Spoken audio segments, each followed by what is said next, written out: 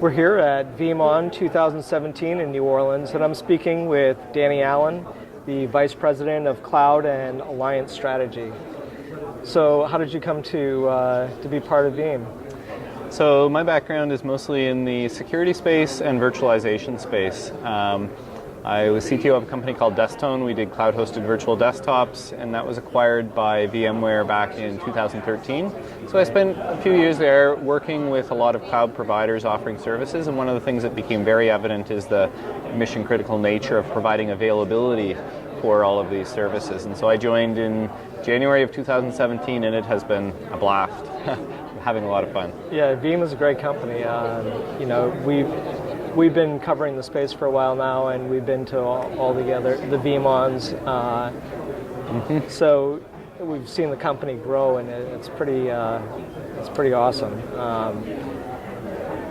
Could you tell us some of the new features that we had? I know we talked a little bit with Rick earlier, and he went over some of the new features that he was excited about. But what are some of the new features that excite you and you think are going to be great for moving forward with your cloud strategy? Sure. So in the flagship product, there is Veeam Availability Suite. Really 5 big features in that.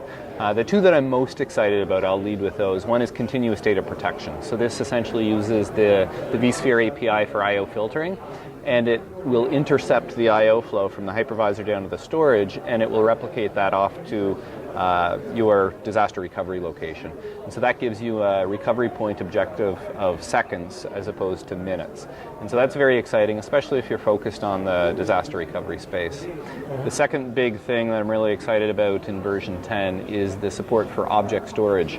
A lot of large enterprise customers and also large Veeam cloud and service providers saying we want to leverage object storage for its scale up and scale out characteristics as an archive tier. And so obviously we announced that. But then there's also a number of other features. They're not any less important. One of those is the Universal Storage API. So we have integrations in version 10 with IBM, Lenovo, and Infinidat. And one of the ways that we did that was we created a universal API that they could write to so that we can leverage the snapshotting technologies or capabilities within there. Another big feature, the 4th feature, is agent management. So we are known as the organization that does protection for virtual machines, but there's still the requirement to protect physical workloads sometimes that have not been virtualized, or machines that are running in the cloud, for example, where you don't have hypervisor access, and so we can use the agent-based management within Veeam Backup and Replication to protect those workloads. So a lot of exciting things, and yeah. And that's fairly new for Veeam, that now you're not just virtual machines, it's also physical machines. Yes. Which I think is also bringing you into other areas like security that is becoming a possible solution for some of their security needs as well. What are your thoughts on the future of where you're going with your cloud strategy? Well, I really kind of group the buckets into to the cloud, from the cloud, and within the cloud. So in the to the cloud space, you can see how a lot of customers use us to do backup to the cloud, and that can be virtual machines, can be physical machines, can be cloud machines. It can also be, 5th capability, by the way, was NAS storage. So pushing those up to the cloud as a backup or for disaster recovery.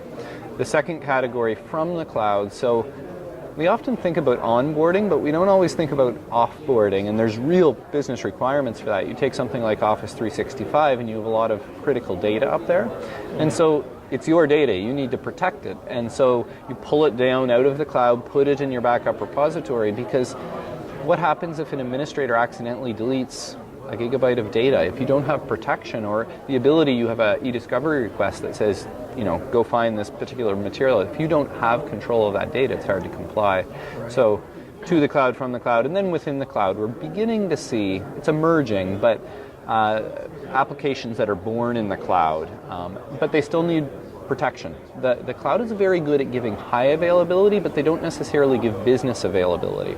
And what I mean by that is, if someone intentionally or unintentionally deletes something or causes an issue, it gives you the protection that you need if you have that backup or business continuity across clouds.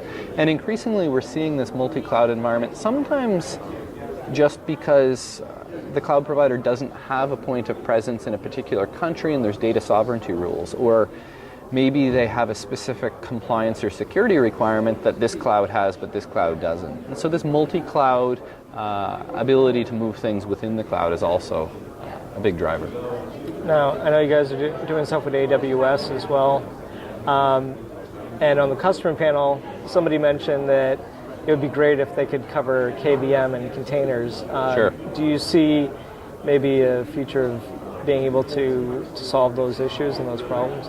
Yes, so all of the hypervisors, of course, interact differently with the operating systems on top. So ESX uses a binary translation, and Zen does a paravirtualization. And so one of the challenges with that has been dealing with that abstraction layer. And so one of the ways that we deal with it is by putting an agent inside the OS, because otherwise you have to be able to read and understand how the hypervisor functions. So whether it be Google Cloud, whether it be Azure, whether it be Amazon, whether it be Bluemix, any of these, you can put an agent in it. That's true of KVM as well. However, you mentioned something specific, which was Amazon.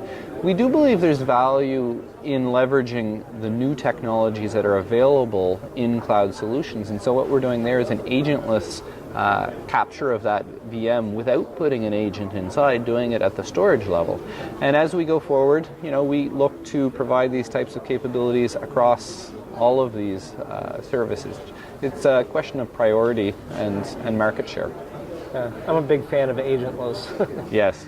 I think it makes, especially for IT managers, it makes their life a lot easier, not having to worry about, do they have the latest agent on each machine, and New 1,500 VMs, it takes a long time to go and update them all every time a new agent comes out. So yes, agentless definitely is the preferred approach if it's possible. Great.